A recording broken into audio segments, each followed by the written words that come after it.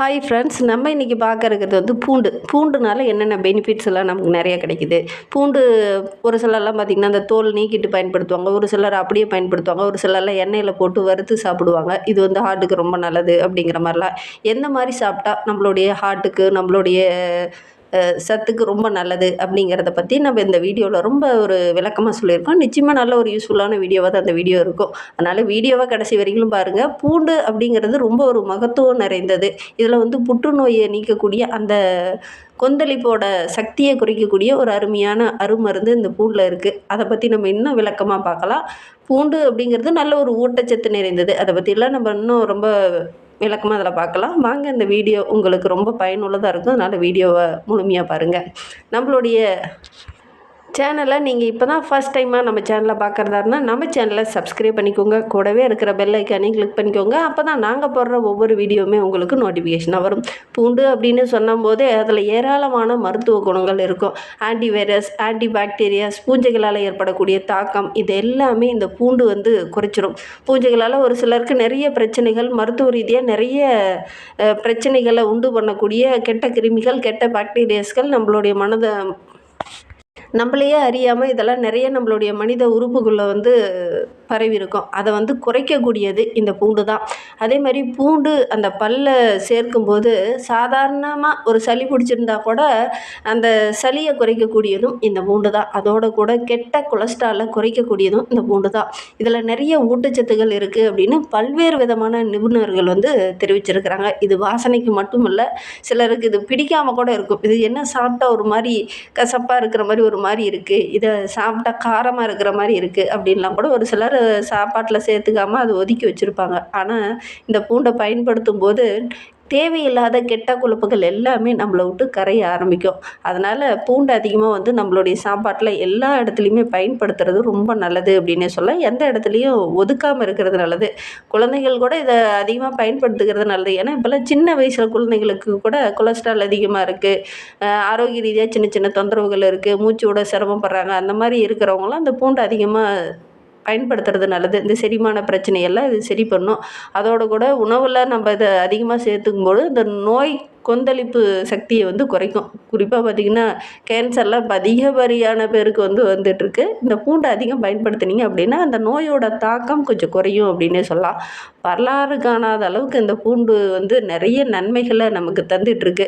இயற்கையாகவே இந்த மாதிரி நிறைய விஷயங்கள் நம்மளுடைய பாரம்பரிய முன்னோர்கள் வந்து கடைபிடித்திருக்காங்க. தொற்று நோயால் ஏற்படக்கூடிய அந்த தாக்கம் குறையணும். அதே மாதிரி ஒரு சிலருக்கெல்லாம் காயம் ஏற்பட்டால் கூட ஒரு சிலர்லாம் பூண்டை உறைஞ்சி அந்த இடத்துல வைப்பாங்க. எதுனா அந்த பாக்டீரியா எதுவும் உள்ள ஊடுருவாமல் இருக்கணும் அப்படிங்கிறதுக்காக. இந்த மாதிரி நிறைய விஷயங்களை செய்யக்கூடியது தான் இந்த பூண்டு. ஒரு சிலருக்கெல்லாம் மருத்துவ ஆராய்ச்சியாளர்களே இந்த பூண்டு மாத்திரையை வந்து வாங்கி சாப்பிடுங்க அப்படிங்கிற மாதிரி ரெக்கமெண்டேஷன் பண்ணுவாங்க. ஏன்னா மருத்துவர்களே பார்த்திங்கன்னா இந்த கேஸ்ட்ரபிள் மாதிரி பிரச்சனை இருக்கிறவங்க இந்த மாத்திரையை பூண்டு மாத்திரை வாங்கி சாப்பிடுங்க, வயதானவங்களுக்கெல்லாம் இந்த மாதிரி ஒரு பூண்டு மாத்திரை இருக்குது, அதை வாங்கி சாப்பிடுங்க அப்படிங்கிற மாதிரி நிறைய ஆராய்ச்சியாளர்கள் இந்த பூண்டு மாத்திரையை வந்து ரெக்கமெண்டேஷன் பண்ணுவாங்க. நோய் எதிர்ப்பு, நோய் கொந்தளிப்பு தன்மை அதிகமாக இருக்கிறவங்க இந்த விஷயத்தை பயன்படுத்தினாங்க அப்படின்னா ஓரளவுக்கு சாதகமான பலன் கிடைக்கும் அப்படிங்கிறத சொல்லியிருக்காங்க. 21 முதல் 50 வயது வரை உள்ள பெரியவங்களுக்கு, சிறியவங்களுக்கு எல்லாத்துக்குமே பயன்படுத்துகிறாங்க. 90 நாட்கள் வந்து ஒரு பூண்டை பயன்படுத்தினாங்க அல்லது பூண்டு மாத்திரை எடுத்துக்கிட்டாங்க அப்படின்னா அந்த நோயோட தாக்கம் கொஞ்சம் குறையிறதா சொல்லியிருக்காங்க. பல ஆராய்ச்சிகள் கூட இதற்காக நடந்தது. அப்போ கூட இது வந்து ஒரு பயன்படுத்துறதுனால நிறைய நன்மைகள் கிடைக்குது அப்படின்னு ஆராய்ச்சியாளர்கள் சொல்லியிருக்காங்க. குறிப்பாக பார்த்திங்கன்னா சளி, காய்ச்சல், ரொம்ப குளிர் காய்ச்சலாக இருக்கிறவங்க கூட அந்த பாதிப்பு குறையணும் அப்படின்னா இந்த பூண்டு அதிகம் பயன்படுத்தினா அது ஒரு சாதகமான பலன் கிடைக்கிறதா சொல்லியிருக்காங்க. பூண்டு அப்படிங்கிறது இதய ஆரோக்கியத்தை மேம்படுத்தக்கூடியது அப்படின்னு சமீப காலமாக ஆராய்ந்து வந்திருக்காங்க. இரத்த அழுத்தத்தில் இருக்கக்கூடிய அந்த கெட்ட கொலஸ்ட்ராலை குறைக்கக்கூடியதும் இந்த பூண்டு தான். தமனியோட விரைப்புத்தன்மை, வீக்கத்தில் இருக்கக்கூடிய அந்த பிரச்சனைகளை சரி பண்ணக்கூடியதும் இந்த பூண்டு தான். இரத்த படிப்பு அல்லது எங்கேயாவது வீங்கி இருக்குது, நம்மளுடைய முன்னோர்கள்லாம் கூட ஒரு சிலர்லாம் வந்திருப்பாங்க, குழந்தைகளுக்கு இந்த சிலந்தி வந்துடுச்சுன்னா அந்த பூண்டை அரைச்சி அந்த குழந்தைகளுக்கு அந்த இடத்துல மேலே பத்து போட்டு விட்ருப்பாங்க. அது வந்து அந்த கெட்டித்தன்மையாக இருக்கு இல்லையா, சிலந்தி வந்தவங்களுக்கு அது வந்து கரைச்சிரும் அப்படிங்கிறதுக்காக. ஆனால் இப்போ காலங்காலமாக வரும்போது அதை நம்ம அதிகமாக பயன்படுத்துறதில்ல.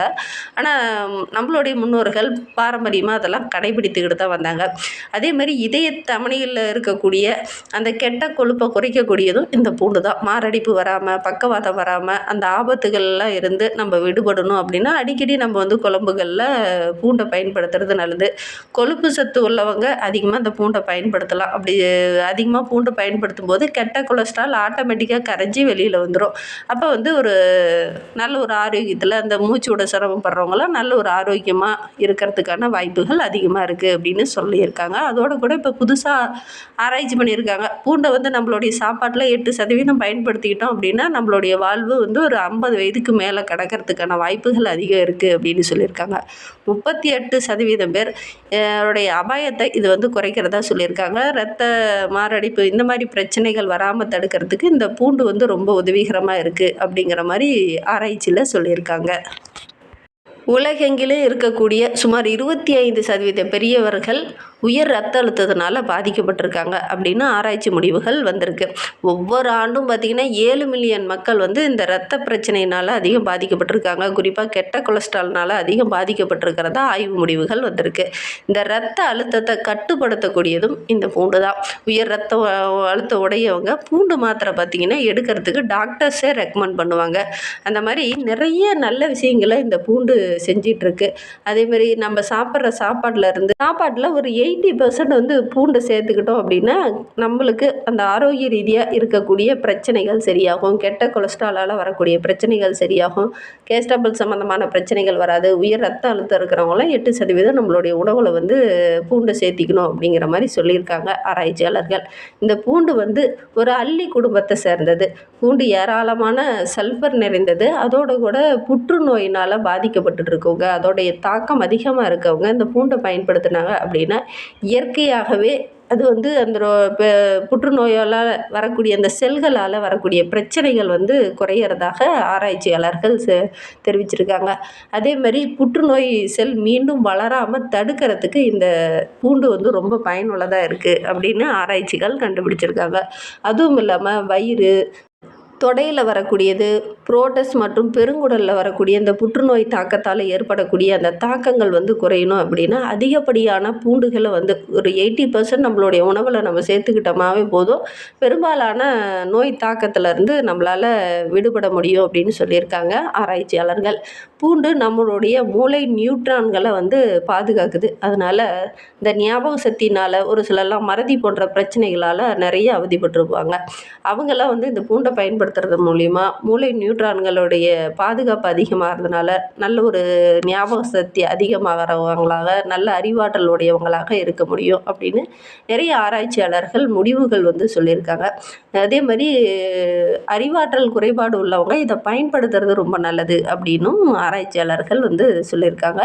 அதே மாதிரி எந்த ஒரு விஷயத்தில் நீங்கள் இறங்குறதா இருந்தாலும் உரிய மருத்துவ பரிசோதனை செஞ்சுக்கிட்டு அதுக்கப்புறம் நீங்கள் இறங்குறது நல்லது. இந்த மாதிரி டிப்ஸுகளெல்லாம் பார்த்துட்டு நீங்கள் இறங்குறத விட உங்களுடைய உடல் ஹெல்த் கண்டிஷன் எந்த மாதிரி இருக்குது அப்படிங்கிறத செக் பண்ணி பார்த்துட்டு அதுக்கப்புறம் நீங்கள் இந்த மாதிரி ட்ரீட்மெண்ட் எடுத்துக்கிறது ரொம்ப நல்லது அப்படின்னே சொல்லலாம். அதே மாதிரி காற்றால், நினைவாற்றலால் ஒரு சிலர்லாம் ரொம்ப மறதி போன்ற பிரச்சனையினால் இருக்கிறவங்க இந்த பூண்டு எடுத்துக்கிறது நல்லது அப்படின்னு சொல்கிறாங்க. அதுக்காக குழந்தைகளுக்கு வந்து இந்த பூண்டு அதிகமாக கொடுக்கலாமா அப்படின்னு நீங்கள் கேட்கலாம். ஒரு மீடியமாக கொடுக்கலாம். ரொம்ப அதிகமாக வந்து குழந்தைகளுக்கு இதை கொடுக்கக்கூடாது அப்படின்னு ஆராய்ச்சியாளர்கள் தெரிவிச்சிருக்காங்க.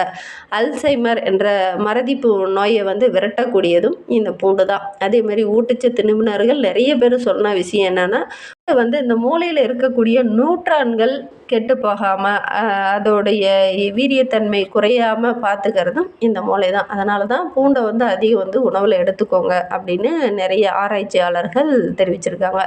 பூண்டு வந்து ப்ரோபயோட்டிக் உணவு என்பதனால குடல் ஆரோக்கியத்தில் உள்ள பிரச்சனைகளையும் சரி செய்யக்கூடியது. வயதானவங்க, உடல் புண்ணு அதேமாரி பாக்டீரியாக்களுடைய தொல்லை அதிகமாக இருக்கிறவங்க இந்த பூண்டு அதிகம் பயன்படுத்தினாங்க அப்படின்னா அதோடைய தொல்லை கொஞ்சம் குறையும் அப்படின்னு சொல்லியிருக்காங்க. அதே மாதிரி இந்த பூண்டு அதிகம் பயன்படுத்துறதுனால நம்மளுடைய எலும்புக்கும் நல்ல ஒரு வலு கிடைக்கும் அப்படின்னு சொல்லியிருக்காங்க. அதனால தான் வயதானவங்க வந்து இந்த மூட்டு வாதம் இந்த மாதிரி பிரச்சனை இருக்கிறவங்கலாம் வந்து கூட்டு குருத்தெலும்பு நோயினால் பாதிக்கப்பட்டவங்கலாம் பார்த்திங்கன்னா அதிகமாக பூண்டு எடுத்துக்கோங்க அப்படின்னு டாக்டர்ஸ் வந்து ரெக்கமெண்ட் பண்ணுவாங்க.